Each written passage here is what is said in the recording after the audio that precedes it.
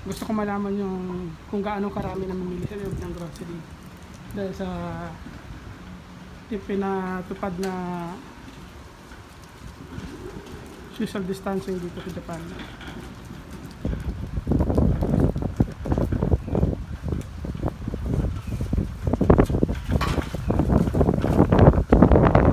Papasok tayo sa loob. Tinanong ko lang. Tapos may makapang namimili din ako.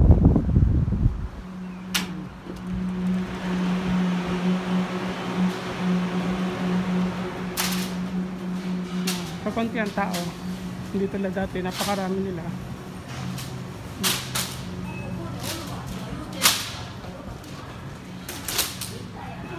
Tapos ano, ito yung mga bilihan dito.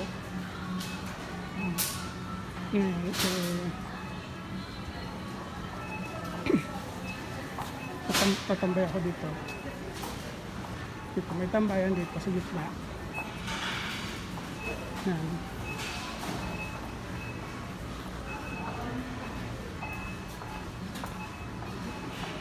Ito yung tambayan.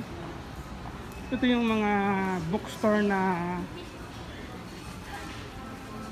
bilihan, tapos yung mga rental din dito sa loob. Ayan. Sa loob.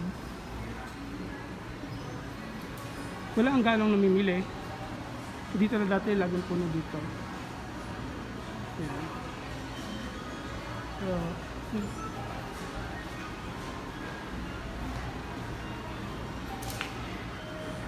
yung second floor, tapos yung third floor and then fourth floor parking yung yung second floor mga bilihan ng mga clothes, mga damit, ano, sapatos, yan bilihan. Tapos ito yung baba, grocery yan. Tapos yung sa dulo,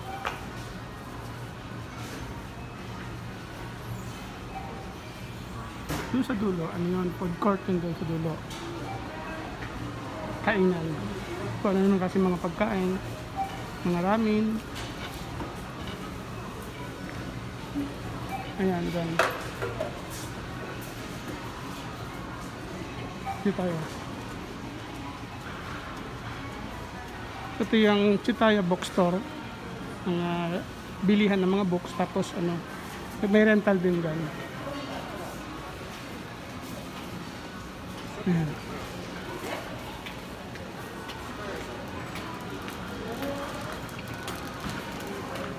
Yan, ito yung mga grocery. Ito yung tagang grocery. Ang daming tao pa rin. Hindi tulad dati.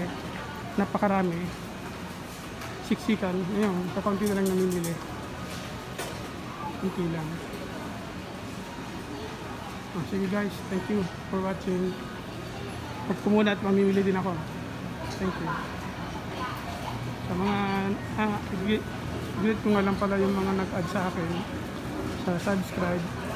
Thank you sa mga nag-subscribe. Mga classmate ko, batchmate ko, sa mga brad, sis.